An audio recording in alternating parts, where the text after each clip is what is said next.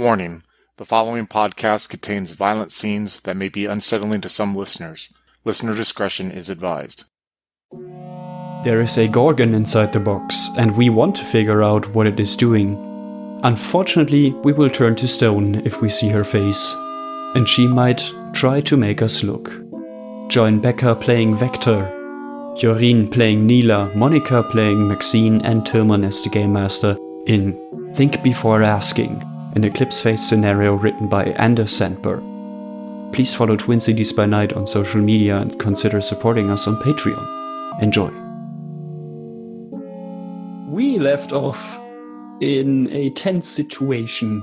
Our group of sentinels had just dismantled the nails in the cross of the chapel on Fornjot, and therefore released a little girl with a cloth mask covering her face from the cross. With the hands and feet being punctured, this little girl then curled up into a ball and winced in pain. In a tense moment, Nila proceeded to point her gun at the girl, probably trying to release some frustration with the whole scenery here. Maxine stopped her.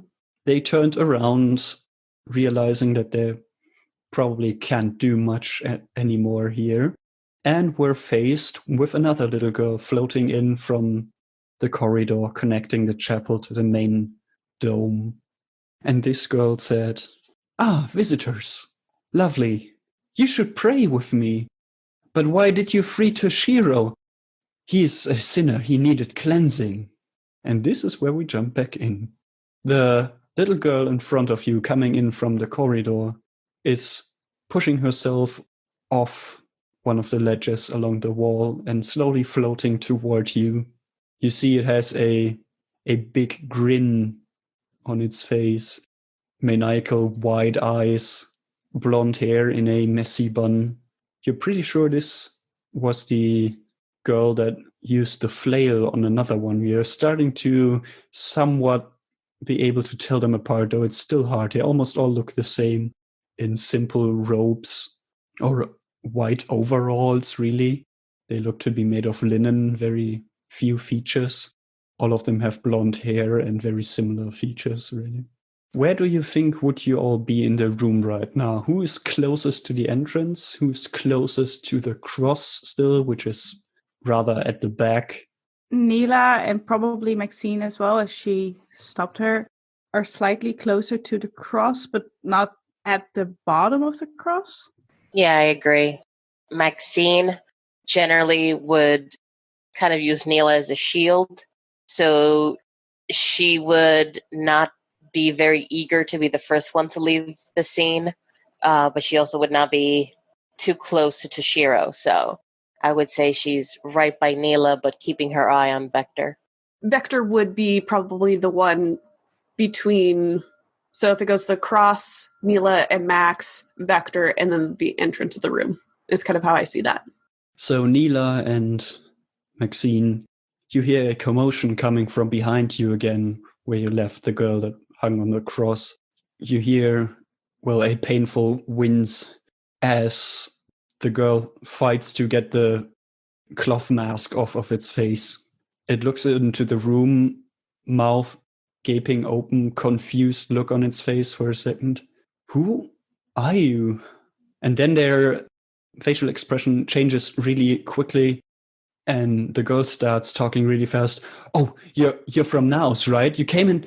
You came. Very, very good. You gotta help me. You gotta help me.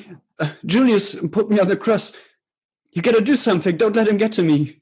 And she points with one of her bloody hands to the other girl floating in. Is the other girl floating in, like, going straight for the girl that was just off the cross? I would say you are in its way or her way. Okay. I think Maxine's initial reaction, like her gut reaction, is to protect.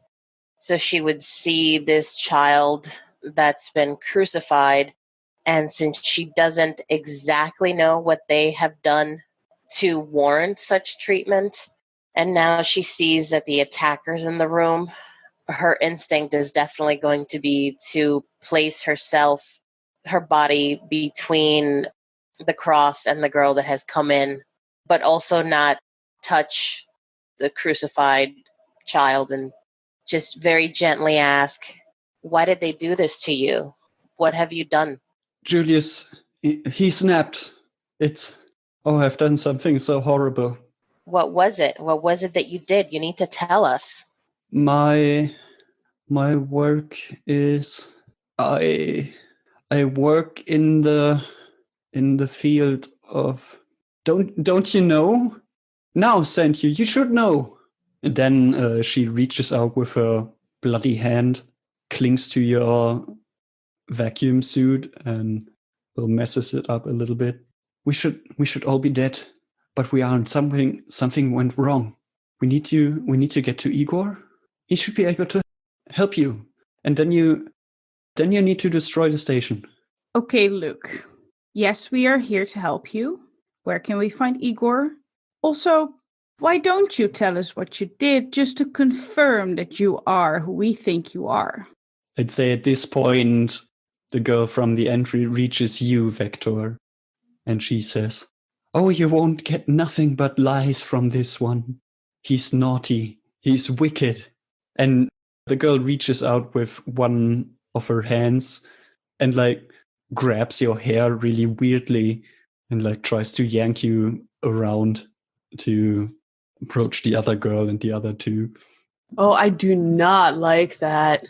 I will attempt to hold my ground as much as I can while I'm floating in space. So if she tries to pull me, I'll actually just try to bring her with me and try to restrain her. Give me a melee check. Oh boy. Oh great, I don't think you have it. If it's 0, I would just go off the whatever my aptitude for that one would be. Yeah, you would go with your somatics. You would have to roll under 15. Oof. If you don't want to restrain her, you could go with Frey to dodge or yank yourself free of her. That actually makes more sense. Yeah, I'll try to dodge out of the way instead. Okay. And I think you succeed. You notice her reaching out and you're like, oh no. And she only gets a faint grab on your hair, but you basically move away, push herself off of the girl, in fact. So now the girl is kind of floating towards the ground of this room. You are kind of floating the other direction towards one of the walls upwards. But yeah, you evaded. Oh, what did you do that for? We need to get him back on the cross. And the girl with the bloody hands, let's just go with names now so I don't get super confused. The girl with the bloody hands is Toshiro. The other one is called Julius. And Toshiro yanks on your suit again, Maxine, and says, okay, I'm an AI researcher for nows.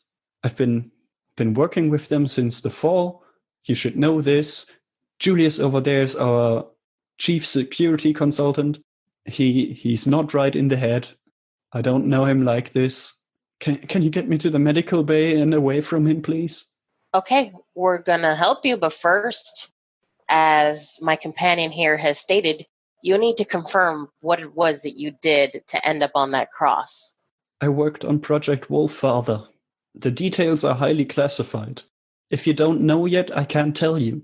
Max is going to shift her gaze to look at Nila with a very neutral facial expression. And over their secure connection, she's going to ask if that rings a bell to her, since she has the military experience here. Does it ring a bell to me? I don't particularly know. I don't think I really know this organization all that well. Actually, roll me your no military science. That's a 73 out of 95. So Naos is a software company based on Luna, Earth's moon. They are on good graces with Direct Action, which is basically a privatized military company. Direct Action is, in fact, the military of the Planetary Consortium. It's not the biggest military in the solar system, but it is up there. Naos works, of course, in security software, in defensive measures, but also in offensive measures as well. In the recent years, they have kind of dropped in relevance. They fell behind. Some other companies took their spot, and they just, kept going, but not really pushing out anything new. You're not familiar with Project Wolffather, but you can guess that it's one of the company's projects currently ongoing. A couple of things, of course, stand out. First, what the fuck are these people doing here? Second, what does anything have to do with Christianity? I'll at least relay the information about Naos to Maxine and also Vector, so that we all know from which company we supposedly are now, just as a little bit of a granted cover, granted royally by our hosts. And then she'll turn to Shiro and say, okay, here's the deal. We're here to help. You tell us where Igor is, and we'll get you medical help. Yeah, good. Get me out of here. I can't hold on to any of these rungs. And she shows you her punctured hands again. I'll grab her tunic, or I'll grab her around the waist, and then push myself off directly towards the door. Yeah, you can do so. Julius is kind of startled. Hey, where are you going? I ignore Julius for now. Great. And the other two? I see Nila starting to leave the area, and I'm like, great. Like in the back of my mind, I'm like, all right, let's just get out of here. This is too much. And I'll start heading out as well. Maxine is very closely behind Nila in exiting. She feels the hair on the back of her neck sort of bristle when she hears Julius call out to them, because right now she feels that Julius is a threat. So that makes her a little antsy, and she walks a little bit more firm and a little bit quicker to close as much distance between herself and Nila as possible. She sees her as a safety net. So Julius makes an attempt to follow, but lacking the physical strength, can't push herself as fast as you do off these rungs, and basically gives up at a point and yells after you angrily and maniacally about suffering in purgatory and you're all sinners, and then returns into the chapel. Can we close the chapel behind us so that Julius can stay there? You can try. I mean, there is a door, but usually it can be easily opened. Yeah, I was thinking more like, can we block, like not physically block the door, but like I in my mind they work on sensors or something, and just disrupt the input from those sensors maybe? Vector, would you be able to do that? I can sure give it a try.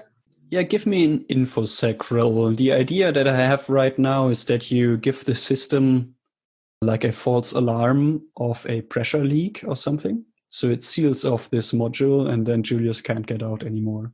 So 11 out of 80. Oh, that's a crit success, yeah. He's not getting out anytime soon. You are in the hallway. Behind you, the door closes with like an alarm sound, and there's a red light now on the outside where you can see it warning you that on the other side there's apparently no atmosphere and you shouldn't go there.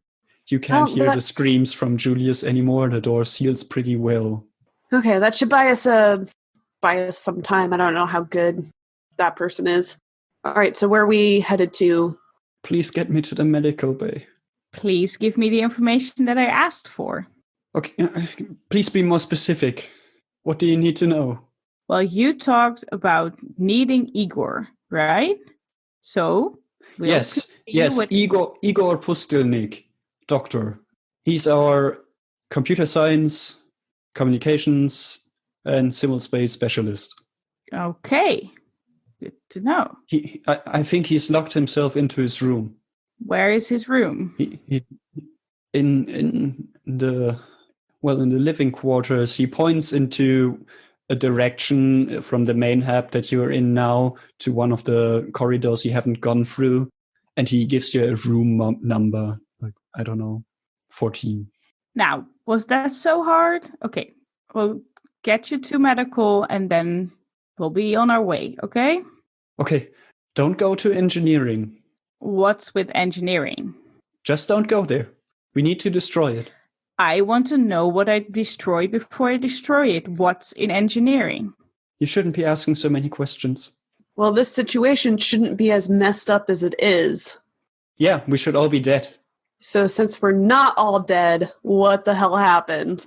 In your arms, Nila, I think you carry her. She like curls up again a little bit.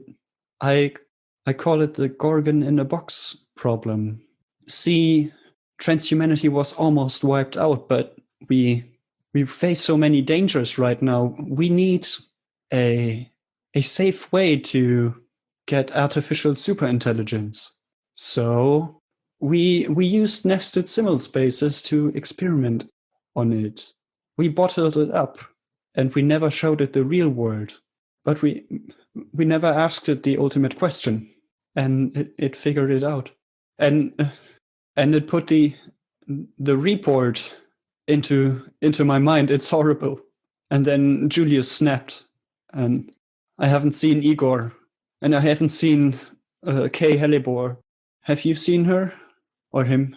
I don't know. No, we haven't seen Kay.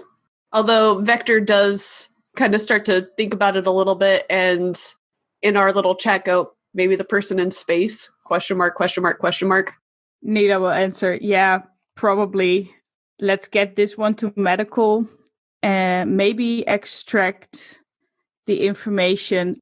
If this whole thing, this answer makes them go this loopy, I don't want to know the answer, but I'm sure Firewall will be interested in it. Oh, yes. I'm very glad that I didn't just go into that simul space now. All right, let's head to medical. You move along another corridor connecting the subdomes, leaving the hydroponic garden again, and entering the medical bay. It appears to be well equipped, but completely empty of people. You see there are like 20 morph storage tanks, many of which still have little girl neotenic morphs in them. Of course, there's also a fabricator for medical items. There is a doctor bot, an ego bridge to upload egos into morphs from the storage tank, and so on and so on. Would Max have the required medical training, let's say, to just do enough healing on this kid to at least make sure that they're stable and not going to bleed out from the wounds on the hands and feet, etc.? I would say so. Give me a roll in your medicine pharmacology just to see how far you can help her. 17. All right, you fabricate some healing spray, I would say, which speeds up healing. You can see that the wounds stop bleeding profusely and seal up a little bit. Now, you can make a decision to give to Shiro one of your comforts. It's I believe it's served as a bandage that injects a drug, and it would relieve him of some of his stress that he has taken. That's a tough call, because now that we're getting down to the wire, Max's instinct is to kind of hoard supplies for the team. Yeah, I think she's going to pass on that. She's going to make sure that the kid's not bleeding out. But at this point, since Max isn't particularly trustful of anything going on around her, she doesn't trust that this kid is the good kid versus the other one. So she's not going to go into any additional steps to give him any sort of comfort. Okay, so you basically stop the bleeding for now. You could give the doctor bot orders for surgery. But if you suggest that, Toshiro will actually protest, like, no, it's good for now. We need to act quickly. We need to find Igor now.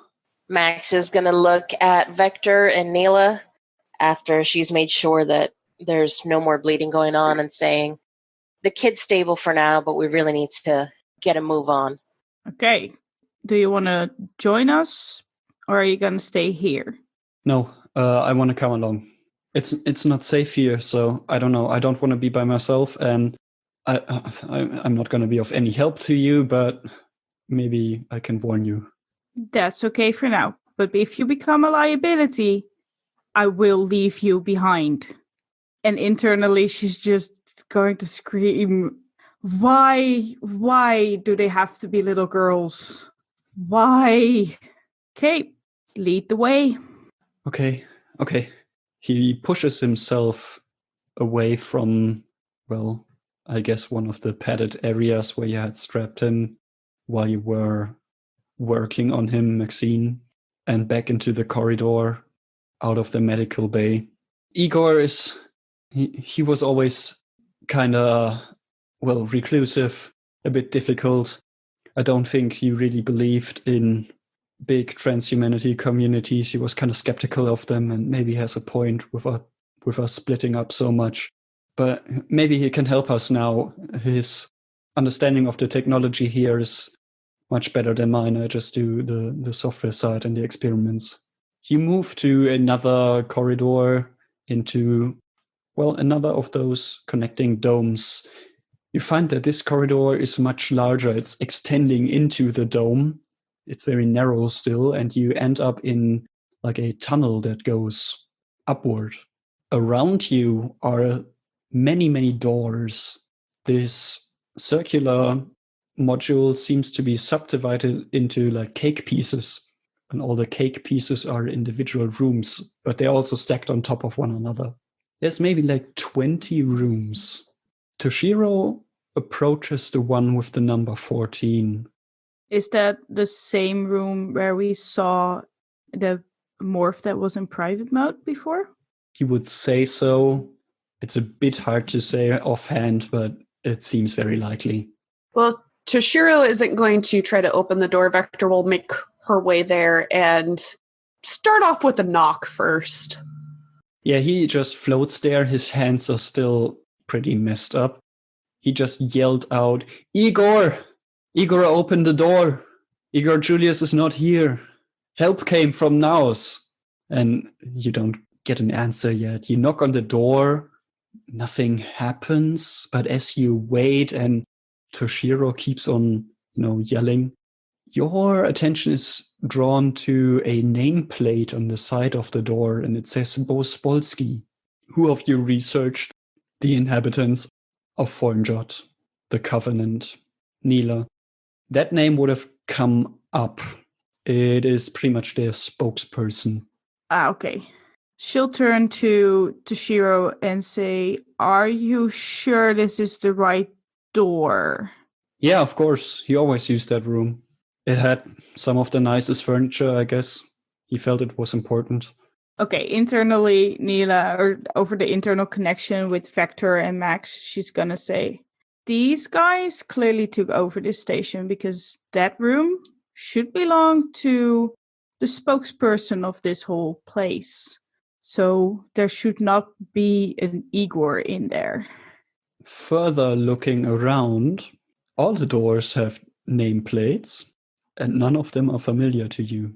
Through our little chat again, I wonder how long they've been here. Yeah, but something tells me that is not a good question to just ask if we want to keep up being from Nails. Oh, absolutely. Is there like a way to override this door? I'm assuming it's locked. Probably. I think you could either hack it or dismantle the locking mechanism with your covert operations tool, whichever you prefer. Well, now that Toshiro can actually see, I would rather try the hacking first. And then if need to, then using the multi-tool. All right. So give me another infosec roll. All right, 47 out of 80. Looking around on the mesh for the doorways, you find, it's actually really quite easy because the mesh is so fucked up and you have access to so many things. It's really just a matter of looking for the right control. You find it eventually, and yeah, you can override it. The door gives a mechanical click, and you're pretty sure you could now open it. Nila will be the first one to step through that door, or at least open the door and see what's inside. As you open it, you are immediately hit by like an intense putrid smell. The doorway swings inwards, and before you see a little girl with hair entangled and clothes messed up, floating in midair with droplets of vomit all around her and on her clothes. One of her sleeves is rolled up, and you see like several of these bandages that inject drugs, like the comfort drug I mentioned in the medical bay. Also around, you see like several 0G squeezy bottles with what you are pretty sure was alcohol. Give me a willpower roll for this scene.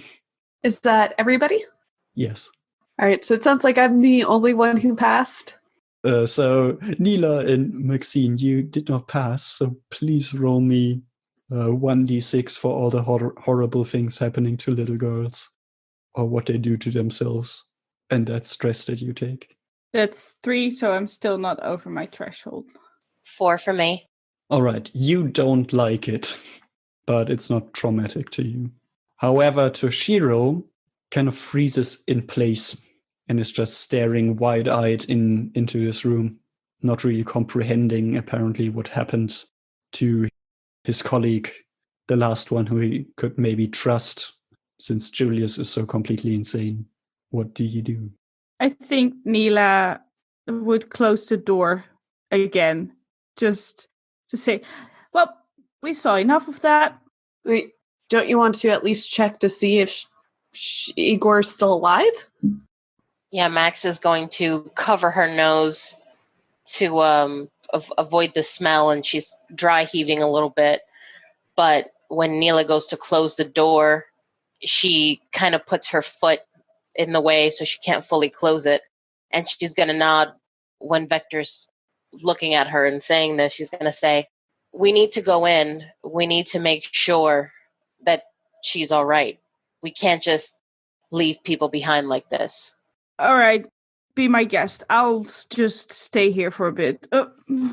Since Max is the one with the medical training, she's going to take a deep breath, looking away from the door. She's going to hold her breath, and she's going to walk in to approach the floating body and see if she can find a radial pulse. Yeah, I would say so. That is in your basic training, even like trying to avoid the vomit. You find a pulse. You cannot get any reaction from this girl whatsoever, but she seems to be alive still. She's breathing, even though it's kind of slow. Yeah, I would say that is what you get immediately. Also, you probably have like ideas in your head about, alcohol and drug abuse and dehydration. Probably being a psychosurgeon, you probably also think of, suicide attempt. You're not really sure what these patches deliver, what kind of drug they deliver. But yeah, maybe it's, some kind of painkiller combined with lots of alcohol and lots of that painkiller at the same time to like fall asleep and never wake up again. Max is going to turn to Vector and Nila, and she's going to take a step outside again just so she can take another deep breath away from the stench. And she's going to update them, say, she's alive, pulse is thready. I don't exactly know what medication she was taking, but looking by the amount of alcohol consumed and the vomitus, I would assume that this was an attempt on her life. She's still with us for now, but I don't know for how long. She's completely unresponsive, and I don't know if she's going to make it. There's other bodies in the medical morphs that are blank at the moment. Would we be able to transport Igor into a different one? Yeah, quite likely. You could use the ego bridge there to first read out the content of his cortical stack and then exchange the morph to, well, a new one and upload him again. Until he's stable, it probably takes a little bit. Max is going to kind of think on it for a second, kind of weighing out her options. She's a little weary of going into a psychosurgery at a time like this. Not that she doesn't think that she can save the ego and just put it into a new sleeve, but it's a time-consuming thing, and at least for her, it puts her in a vulnerable position where somebody could just come up behind an attack. So using their private connection, she's going to message Nila and say, there were bodies in the medical wing that I could use, sleeves that I could shift the stack into, hopefully to bring her back so maybe we can get some information out of her.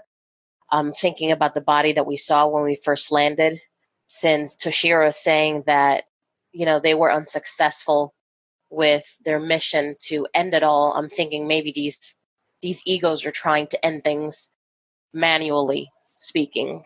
I can replace the stack into a new suit, but it would take a little bit of time given the condition that the ego is in right now.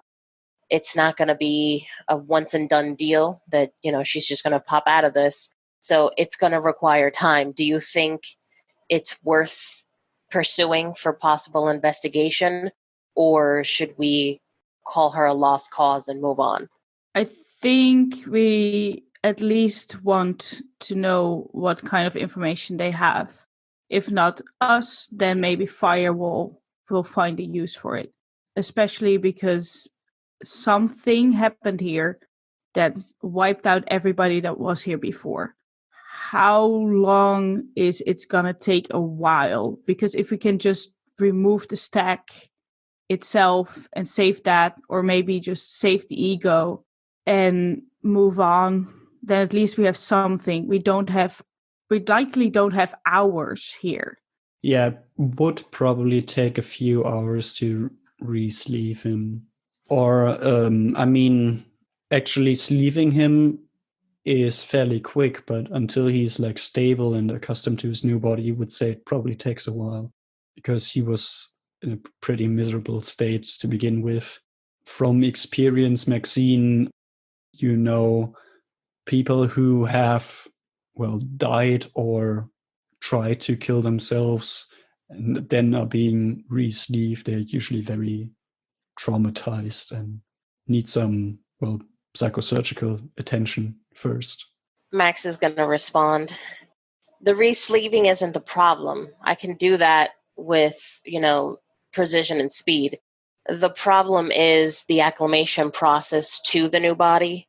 Egos that die with trauma, murder, suicide, that sort of thing, they have a period of sickness where they have to essentially reacclimate to the new sleeve. The mind is confused as to why it's not dead, why it's in a new body.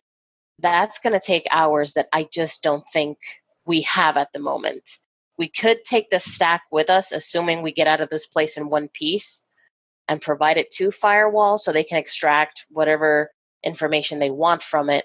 But if we want to get information from this kid now, either I'm going to have to find somewhere in this encampment where I can read the information on the stack and hopefully get some information out of what the last moments were of this ego's life, before they decided to do this, or we're going to have to take it with us and just go blindly with it and hope that at a later time, if we make it out of here, we can read it.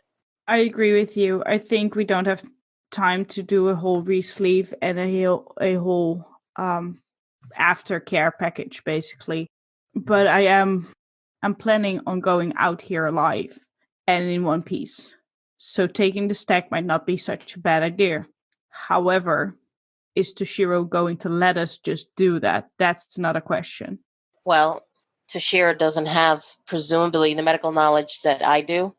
I could just go in, reassess the body, say that Igor's a lost cause. If you give me a knife, I'll go in and take the stack out. There is alcohol in there, so I can make sure the stack is clean, my hands are clean, so there would be no evidence that the stack was removed. And as long as Toshiro thinks that Igor is gone and we're in a time crunch, maybe this will be more motivation for them to tell us more of what's going on. But if you guys are with me and we can kind of BS our way out of this, I think that's the only chance we got. A knife, some alcohol, a stack in our pockets, and keep on moving. Let's do it. Sounds like a great plan. The complex setting of Eclipse Phase can be overwhelming if you're new to it, but we feel that it's worth it. Check out our podcasts for the games Better on the Inside, Grinder, and Body Count if you're an aspiring EP game master.